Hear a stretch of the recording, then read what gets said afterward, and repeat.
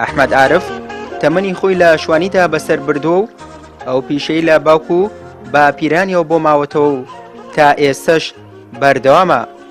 ئەو پێی وایە شوانی بە هەموو کەس ناکرێت و وەک خۆی دەڵێت پیاوی خۆی دەوێت. دەشڵێت بژێوی ژیان ئەوی ناچار کردووە لەو کارە بەردەوام بێت.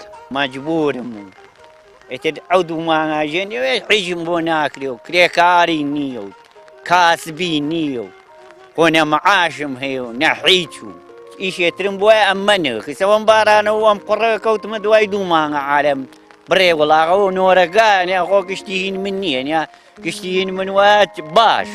لە هەرێمی کوردستان بەهۆی بێکاری و قەیرانی دارایی و نابوونی سەرچاوی داهات خەڵکێکی زۆر لە شارەکانەوە کۆچیان بۆ گوندەکان کردووەتەوە و سەرقاڵی ئاژەڵدارین. ئەمەش بووەتە هۆی دابینکردنی سەرچاوی ژیانیان.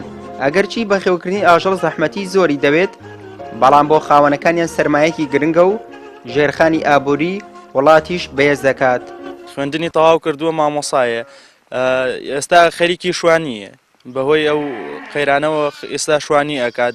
لە شارەکان بوو کەسی ئەوەی نییە کرد، بەڵام ئێستا بەهۆی قەیرانی داراییەوە گەڕانەتەوە لادیەکان خەریکی ئاژەڵ بەخێوکردنن کە پێشتر تااقەتی ئەو ئیشیان نەبوو، وەزع باش بوو ئەو ئیشیان نییە کرد، بەڵام ئێستا خەڵک زۆربەی گەڕاوەتەوە لادیەکان خەریکی ئاژەڵ بەخێوکردنە.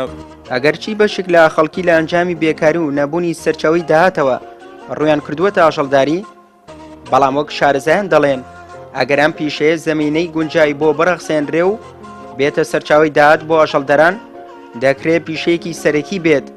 با جۆرێک ئەو پارە زۆرەی ساڵانە بۆ کڕینی گۆشتی ئاژەڵ دەچێتە دەرەوە هەر لە ناوخۆدا دەمێنێتەوە و سامانی ئاژەڵیش دەبێتە بەشێکی گرنگ لە بەرەوبوومی ناوخۆیی. سوەی محەممەد، کەناڵی ئاسمانی پەیام، گوندی قەینەجە، سەر بە قەزای سەی سادق.